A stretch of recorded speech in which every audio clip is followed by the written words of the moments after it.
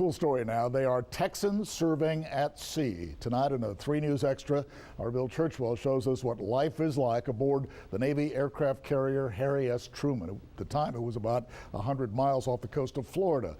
And during Bill's extended visit, he also met up with a couple of sailors from right here in the coastal bend. They are the men and women who serve and protect our country. Tonight, we are taking you on board this massive aircraft carrier to show you what life is like for the sailors who call the USS Harry S. Truman their home away from home. Somewhere out in the Atlantic Ocean, gliding through the water, a patriotic symbol of the sheer awesomeness and power that is the U.S. Navy. They came in, you really get that, that feeling of I'm doing something important. They come from different cities, cultures, different backgrounds. These sailors leaving everything behind to serve on the floating front lines of freedom. Currently operating at sea with 3,000 men and women, serving aboard the ship another 2,400 from Carrier Air Wing 1. Our flight out to the USS Harry S. Truman started here at Naval Station Norfolk as we climb right into the back of this C-2 Greyhound known as a cod. Soon, we're off. Roughly 3 hours later, our flight suddenly came to a quick stop, going from 130 miles per hour to 0 in just a couple of seconds, landing on this moving airport at sea. As we step outside for the first time, right away we are introduced to the well-orchestrated madness of the flight deck. F-18s taking off and landing just feet away.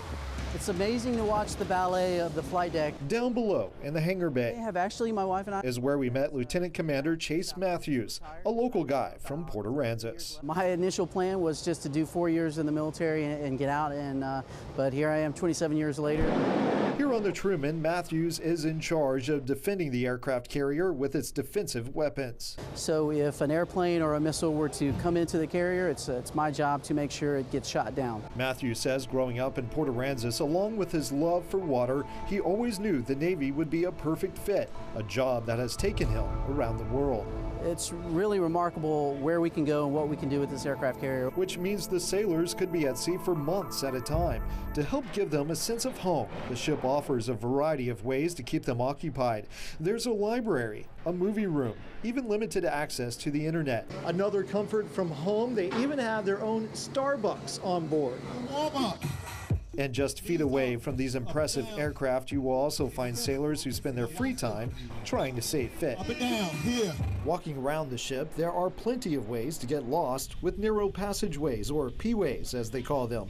It's where we met another Texas native. My name is Theodore Heglin. I'm a machinist mate, 3rd class. Heglin was also an islander at Texas A&M Corpus Christi before he joined the Navy. He works in Shaft Alley, which had us squeezing through several of these scuttles to get to. We are going all the way down to the bows of the ship now. There's a lot of weight on our shoulders as far as just truly running the ship.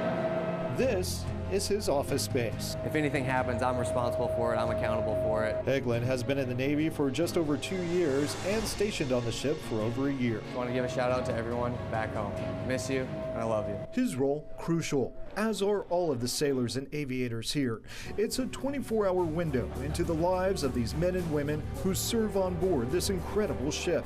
A journey that makes you appreciate the sacrifices they make to serve their country. Bill Churchwell, 3 News. Wow, quite a view there inside. I know they call those things floating cities, and that's the reason. By the way, for an extended look at Bill Churchwell's time on board the Truman, you can just log on to our website, KIIITV.com.